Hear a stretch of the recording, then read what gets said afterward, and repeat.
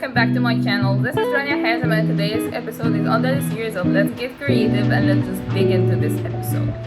So, emotions. The interplay between feelings, thoughts, and the physiological responses. It has captivated millions of philosophers and scientists over time, and it actually makes us ask ourselves a couple of questions. Like, are emotions something innate? Like, is it wired to our DNA, or is it something that we just learn from society and culture according to what we're growing up in? So we're gonna answer these questions today into a very neutral debate. So shall we? So first of all, nature. Is it something that we're born with?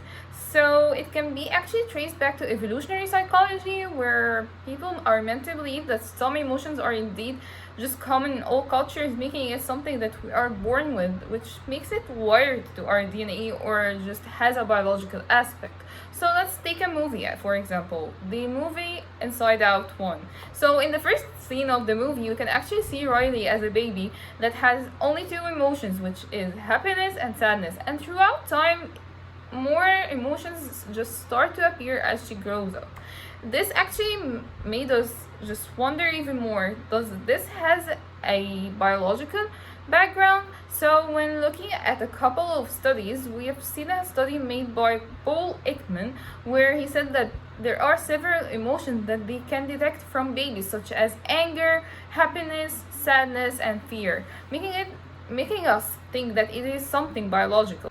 Additionally, there is another study that has taken identical twins that were separated during birth and actually revealed that there is a striking similarities in emotions between them, making us believe that it can actually be a genetic component between children that are born. On the other hand, people who see that emotions come from nurture and that it is something that actually learned and shaped by cultural norms and values can actually argue that emotions can differ on different cultures according to the label that we give these emotions. So it can actually have a language barrier that can be different from one society to another. So let's take a few examples when we say that.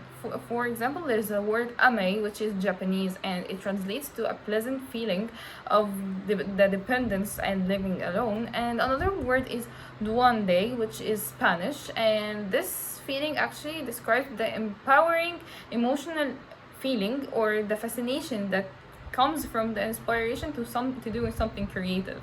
So yeah, it can be very different when it comes to cultures, making us believe that it is something that we actually learn over time and not just born with. And we actually can use our previous example from movie Inside Out, but this time we're gonna talk about Inside Out 2, where Riley has developed new feelings such as embarrassment, envy, and last but not least everyone, anxiety, which is something that she wasn't born with, but it was affected because of the society standards and just the whole culture that she is affected with, which made me believe, lastly, that actually emotions can be a mix of both, where the emotions we're experiencing might be biologically determined, but we can actually say that the way we experience these emotions and just manage them differs from one to another, and it is shaped by our upbringing, cultural background, and personal experience, making us just come to the end that nature and neutral might be just